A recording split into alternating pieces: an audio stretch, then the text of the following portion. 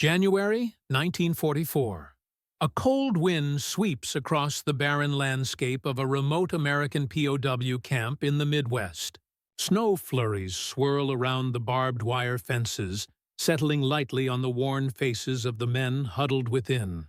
These are German soldiers, captured in the heat of battle, now confined under the watchful eyes of their American captors. Among them is an officer, stern and proud, hardened by years of war and the ruthless demands of the Nazi regime. As he steps off the transport truck, his boots crunch in the snow, eyes squinting against the icy air. He looks up, expecting the harshness of military discipline, the stern commands of an enemy ready to break him. Instead, something unexpected catches his attention. A group of American soldiers dressed in their fatigues gathered in front of a modest chapel. The soft murmur of prayers rises into the cold air, mixed with the faint sound of a bell tolling. The officer's brow furrows in disbelief. What is this? A service? For prisoners? He is led to a barracks where, upon entering, he notices an unusual sight. A small group of fellow prisoners, some from different corners of the Reich, kneeling and whispering their own prayers in various languages. There are no guards shouting orders, no political ideologies forced upon them, just men finding solace in their faith. He watches as the chaplain, a kind American officer, approaches and greets him with a smile. "Would you like to join us for Mass, sir?" The officer hesitates, the weight of his own beliefs and his training pulling him in different directions. But in this moment, something about the openness, the offering of freedom, strikes him as profoundly alien and profoundly human. By January 1944, the world was deep into the heart of the Second World War. The Allied forces had gained significant momentum, and the war in Europe was slowly but surely tilting in their favor. The Eastern Front had become a brutal grind, with the Soviet Union pushing back against the once unstoppable German advance. The Battle of Stalingrad had ended in a catastrophic defeat for the Nazis, and they were now in retreat. In the West, the Allied invasion of Italy had begun in September 1943, and the D-Day landings were only months away. For the German military, 1944 was a year of mounting pressure. Their once imposing Reich, with its formidable military machine, was crumbling.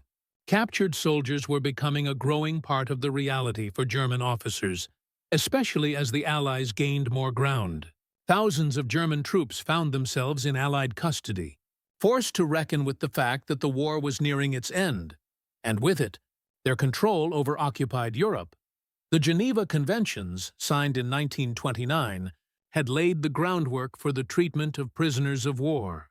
While many nations, including Germany, had disregarded parts of the treaty, the U.S. maintained a commitment to its humane provisions.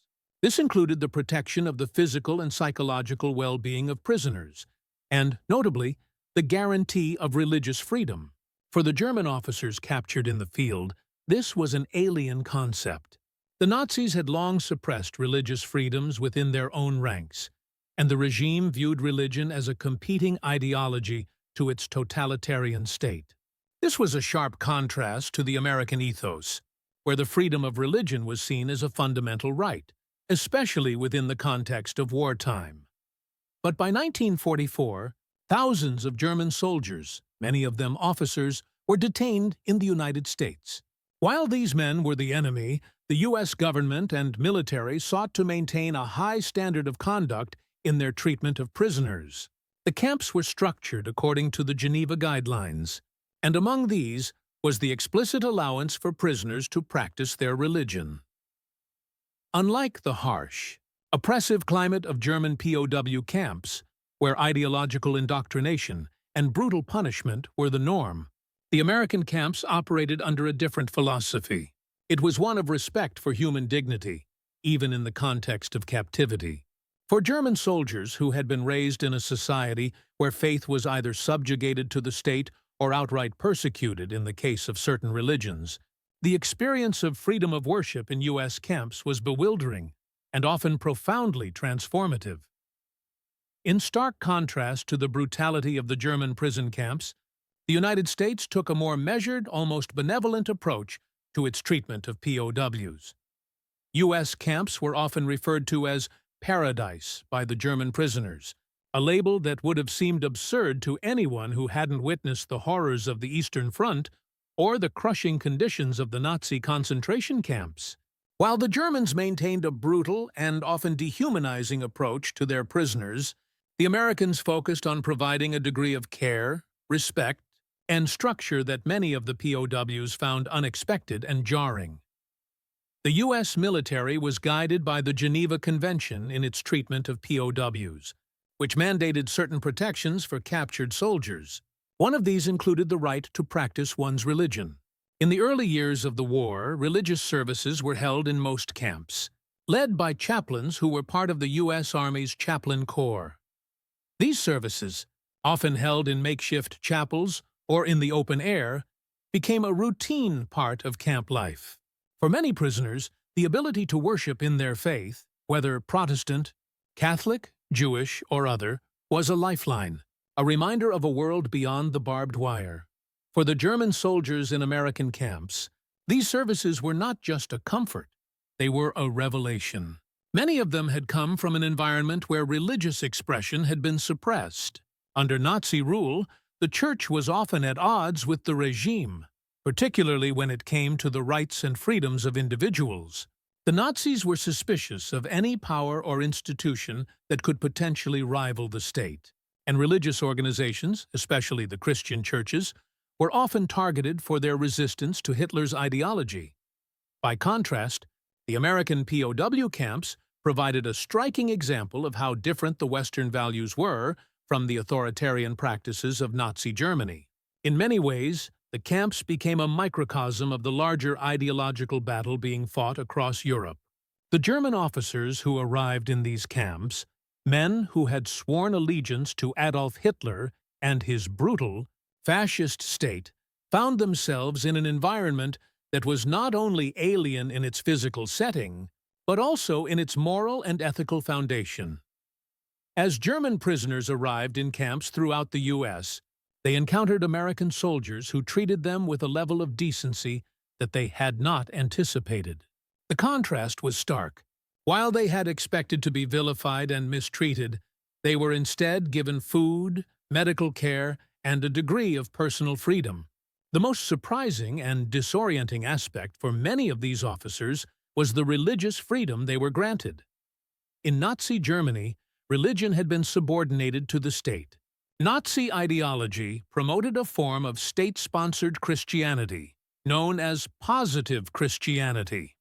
But it was used more as a tool for control than as a genuine expression of faith. For soldiers who had lived through the Third Reich, where churches were often under surveillance and clergymen who opposed the regime were silenced, the open practice of religion in an enemy camp felt like an affront to the very system they had fought for. And yet, this very freedom was one of the most fundamental aspects of the American approach to war and captivity. For the German officers, the encounter with religious freedom in U.S. POW camps was more than just a logistical anomaly. It was an emotional jolt, a deep-seated challenge to everything they had been taught. The Nazi regime's indoctrination had sought to reduce faith to a tool of state control. Religion, in Nazi Germany, was either bent to serve the state's purposes or stifled entirely. For many soldiers, particularly the officers who held positions of influence, this understanding of religion was all they knew. They had been conditioned to accept the supremacy of the Führer and the state, with religion relegated to the private realm or even outright banned for certain faiths. The first time a German officer walked into an American POW camp and saw soldiers from various faiths, Protestants, Catholics, Jews, participating in services together, there was an immediate sense of confusion. How could these men, former enemies on the battlefield, be allowed such freedom? For many of these officers, who had spent their lives either suppressing religion or subjugating it to the will of the Nazi state, this was a profound shock. The idea that people, even those who had fought against them, were free to pray, worship, and live according to their religious convictions seemed almost alien. In one particular camp, a senior officer who had been involved in some of the most brutal campaigns in Eastern Europe was invited to attend a Protestant service by an American chaplain.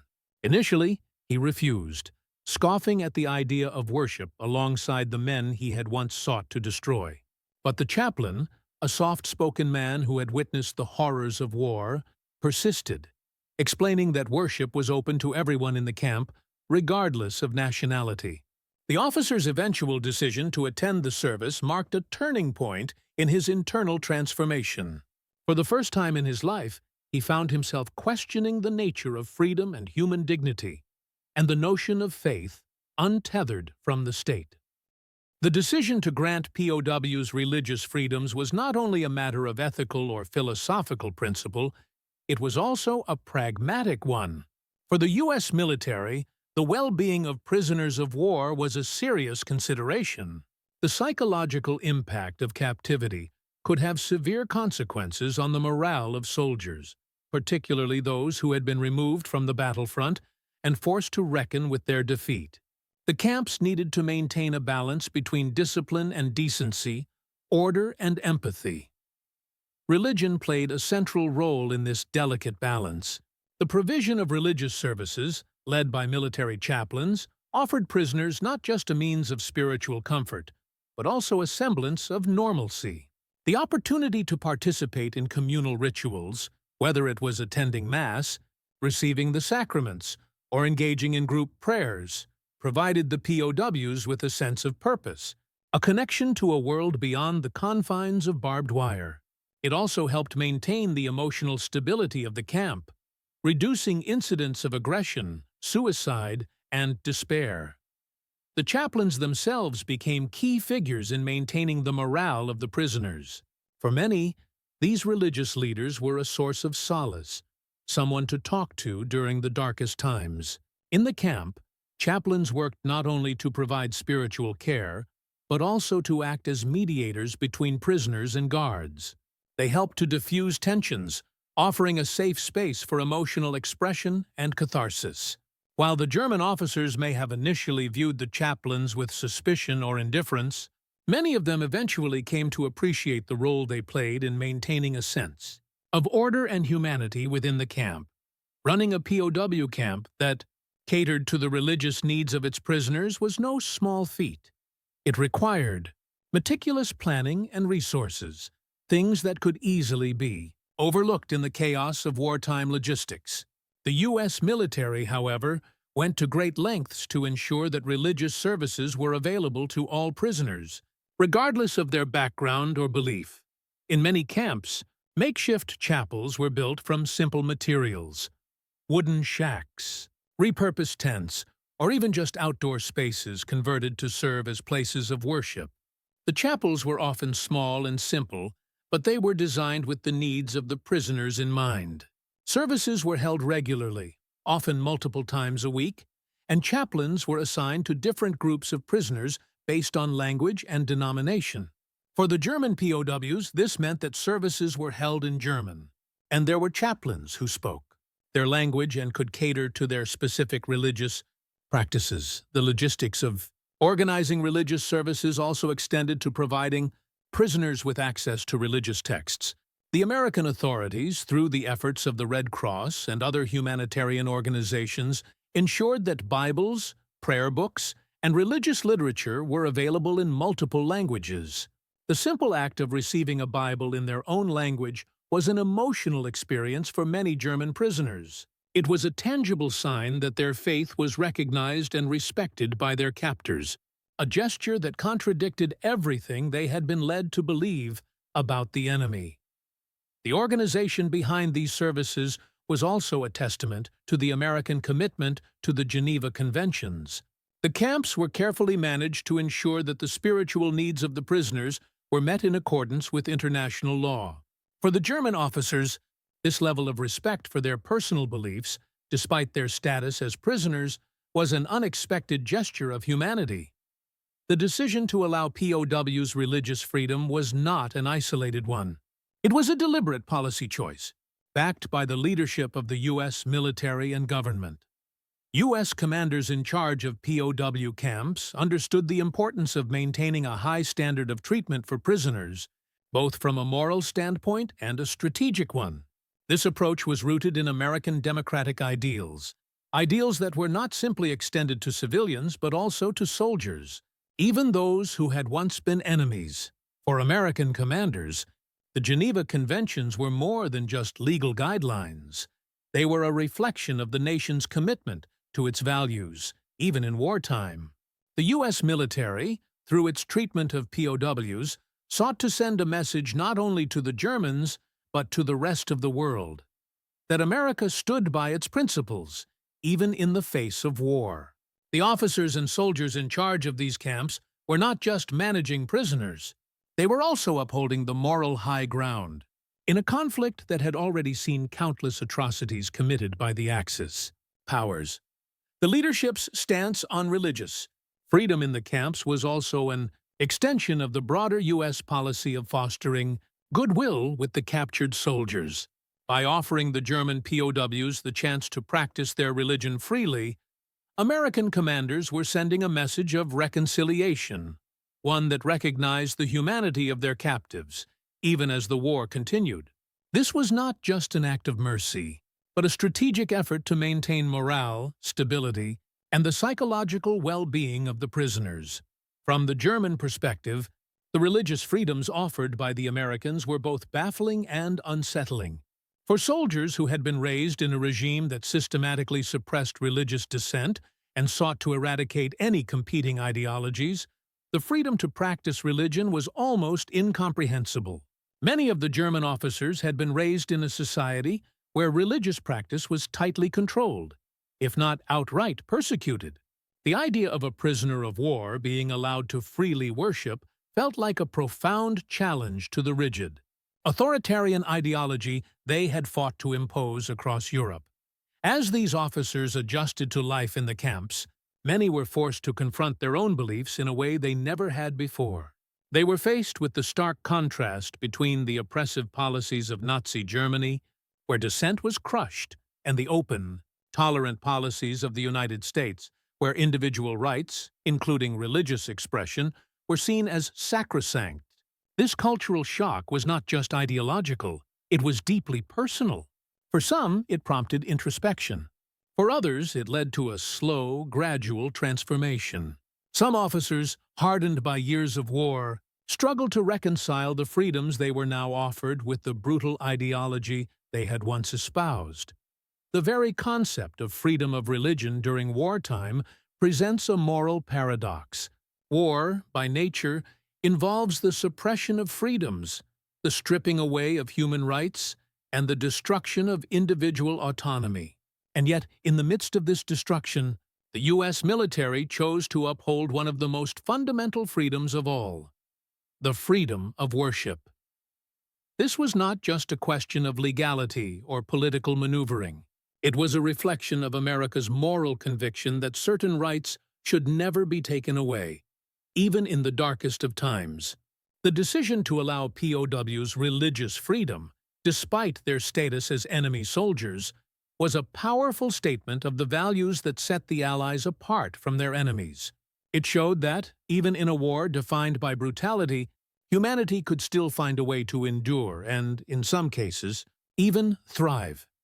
The turning point in this story does not come with a dramatic battle or a sudden shift in strategy, but rather in a quiet, almost meditative moment. In one particular American POW camp, an experienced German officer, once a leader in the brutal campaigns on the Eastern Front, found himself standing at the edge of a simple chapel. It was a small building, more functional than grand, but within it was something far more profound than any battlefield victory he had experienced. It was here that this officer, having been invited by a fellow prisoner, stepped inside for the first time. The light filtering through the stained glass windows cast long, soft shadows on the pews. The chaplain, a calm man with a gentle voice, was in the middle of a service. The words were foreign to him, but what struck the officer was the peace that emanated from the gathering. Around him, German soldiers, once his comrades in arms, knelt with their heads bowed, lost in their prayers. They were not shackled by the chains of war here. Their faith, whatever it may have been, was something they could hold on to, something the war had not taken from them. This was a moment of dissonance for the officer. The Nazi regime had systematically sought to control or erase the role of religion in society, except when it suited the state's needs. The officer had been conditioned to see religion as a tool of control, or, at best, a personal choice that should be subjugated to national loyalty. Yet here he stood, in the midst of men who had been defeated in war, praying freely without fear of persecution. His mind raced back to the indoctrination he had received as a youth, how the Nazis had manipulated religion to suit their agenda, pushing aside its true meaning in favor of their ideology. He had never been taught to value religious freedom. Rather, it had been a foreign concept, something to be controlled or suppressed. But now, in the stillness of the chapel, the officer began to feel something stir inside him. A slow, growing recognition that what he was witnessing was not only foreign to his training, but deeply human in a way he hadn't expected. In that moment, the idea of freedom, true, unencumbered freedom, began to crystallize for him. He had spent his life serving an ideology that promised strength through unity and control. Yet here, among the very men he had fought against, he saw a strength born from something far more fragile and intangible: the freedom to worship. It was a freedom that, despite everything, had not been taken from them. He left the chapel that day with more questions than answers, but the impact of what he had experienced began to reshape his understanding of war, freedom, and humanity. The officer's realization was not an isolated event. Across the American POW camps, many German prisoners found themselves confronting the same dissonance. The very concept of religious freedom, the idea that a man could worship without fear of retribution, was anathema to what they had been taught under the Nazi regime. Religion had been controlled, twisted, and manipulated to fit the needs of the state. Yet, in the U.S. camps, faith was something entirely different. Here, religion was a personal choice, not dictated by ideology. For some prisoners, this new reality was difficult to accept. It was as if the core of their belief system had been challenged, forcing them to rethink everything they had been taught about the world and their place in it. The transformation wasn't immediate. For many, it was a slow, gradual process. But for a select few, it marked the beginning of a deep internal change. One particular officer, who had been a devout Nazi party member, became increasingly interested in the religious services after his initial visit. At first, he had dismissed the idea of attending services as an act of submission, an acceptance of defeat. But the more he observed, the more he saw the power that religion had to offer, to give strength, solace, and even hope. Eventually, he began attending services regularly, initially out of curiosity, but later with a deeper sense of respect for the faith that seemed to thrive in the absence of tyranny. The turning point wasn't just personal, it was collective. In many camps, religious services became a place where prisoners, once divided by their allegiances, came together. They prayed side by side, Protestants, Catholics, and even Jews, something that was unimaginable under the Nazi regime. Their shared experience of captivity, combined with the newfound freedom to practice their religion without fear, created an unexpected bond. It was a testament to the enduring power of faith and human resilience, even in the most difficult of circumstances. As the months passed, the impact of this religious freedom began to ripple through the ranks of the German officers. Many began to question the rigid ideologies they had been taught, and some even sought to engage in conversations with the chaplains. In these moments, there were no uniforms, no swastikas, no barriers of nationality. Just men seeking answers to the profound questions of life, faith, and the nature of freedom. The turning point, however, wasn't just about religious conversion. It was about a broader shift in understanding. an awakening to the possibility that the ideals the Germans had fought for were not necessarily the ideals that could bring lasting peace. It was a shift from the oppressive, state-controlled systems of belief to an appreciation for the individual's right to freedom of thought and worship. The psychological impact of religious freedom in the U.S. POW camps on the German officers was profound and long-lasting. Captivity, especially after years of brutal fighting, had already taken its toll. Many of these men had witnessed horrors that would scar them forever: the destruction of entire cities, the slaughter of civilians, and the constant pressure of battle. Yet, the American approach to their captivity, particularly in terms of religious freedom, offered a stark contrast to the dehumanizing environment they had come from. For many of the German officers, this newfound liberty, particularly the ability to worship openly, was disorienting at first. Some found themselves filled with a sense of shame, realizing just how deeply the Nazi regime had perverted their understanding of religion and personal freedom. The officer who had initially been hesitant to step into the chapel, for example, found himself returning more often, grappling with the strange but undeniable peace he felt in those moments of prayer. There was a growing realization within him that the freedom to believe, to express faith, was something that the Nazis had denied not just their enemies, but their own people as well. The camp's chaplains became important figures for many of these men. They were not just religious leaders, but counselors and listeners, providing comfort in a time of loss, offering a safe space to discuss the deeper questions about the war and life itself. For some German officers, conversations with chaplains sparked introspection and, in some cases, guilt.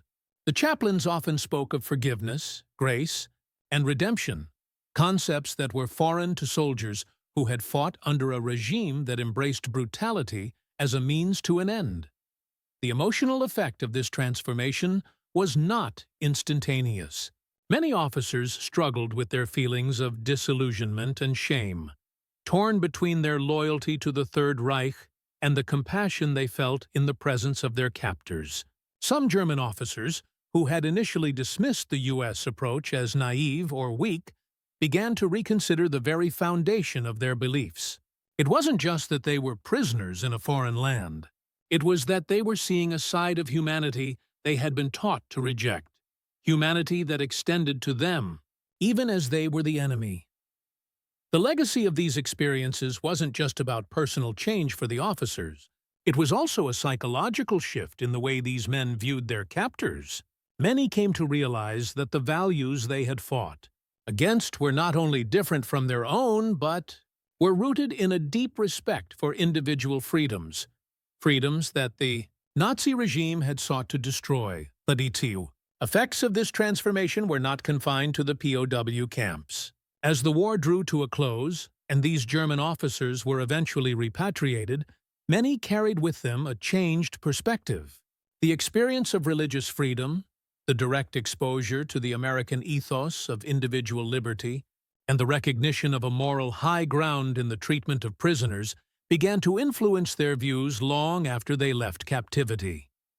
In the years following the war, the cultural exchange between the U.S. and Germany took on new dimensions.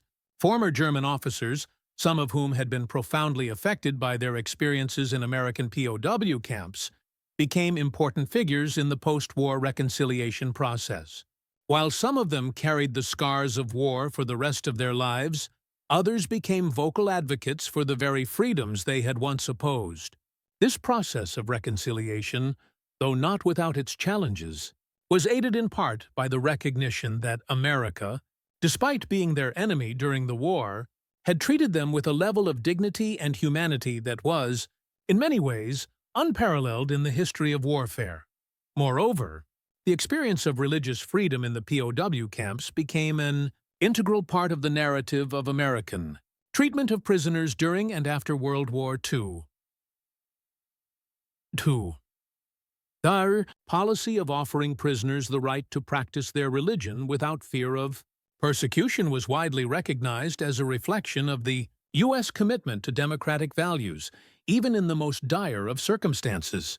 This practice became one of the defining features of the U.S. military's treatment of POWs, and it set a precedent for how prisoners should be treated in future conflicts.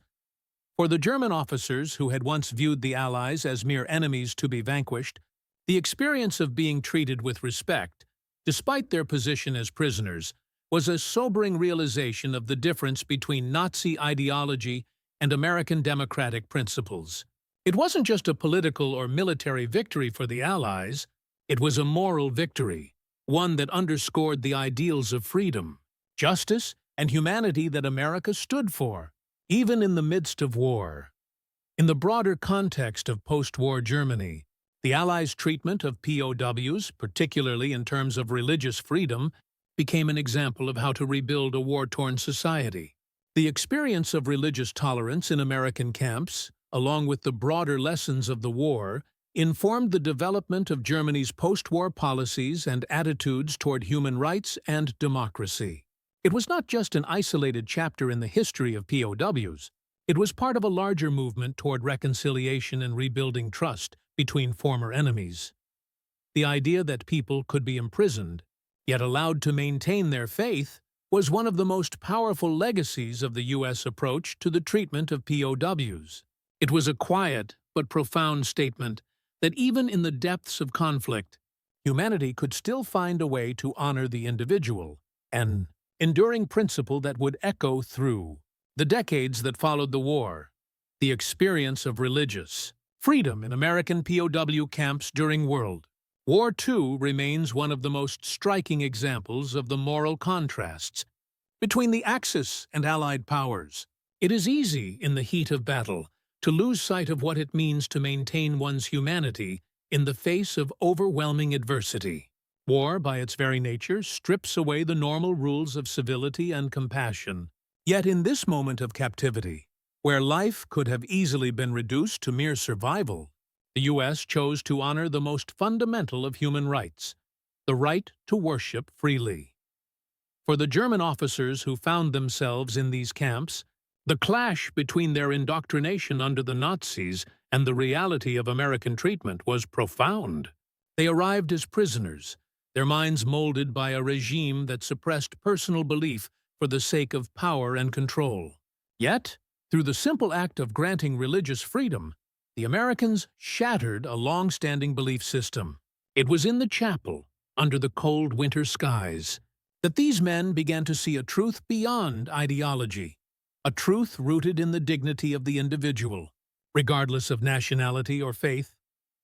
The quiet revolution that took place in those camps, through the power of faith and the freedom to practice it, went far beyond the walls of barbed wire. It reflected the larger ideals of the American democratic experiment, which, even during the brutality of war, held fast to the principles of liberty and justice. For the German officers, many of whom had seen the darkest sides of humanity, the realization that their captors saw them not as mere enemies, but as human beings with rights, was transformative. They left the camps with more than just the scars of war. They carried with them an understanding of freedom that would influence their lives long after the war had ended. In many ways, the story of religious freedom in U.S. POW camps is not just about the treatment of prisoners, but a reminder of the larger struggle between tyranny and freedom that defines much of human history. It's a story about the resilience of the human spirit, the capacity to find hope and dignity even in the direst of circumstances. The moral lesson is clear. Even in war, where everything seems to be lost, there are still those who choose to hold on to the values that define our shared humanity. Perhaps, above all, it is a story about the enduring power of freedom, the freedom of thought, of belief, and of action. In a world that often feels defined by conflict and division, the example of the American POW camps offers a glimmer of hope, a reminder that, even in the darkest times, the light of freedom can still shine through, illuminating the path toward a better future. This is the lesson we take with us from the story of the POW camps, that the greatest victories are often not those fought with weapons, but those fought for the hearts and minds of men.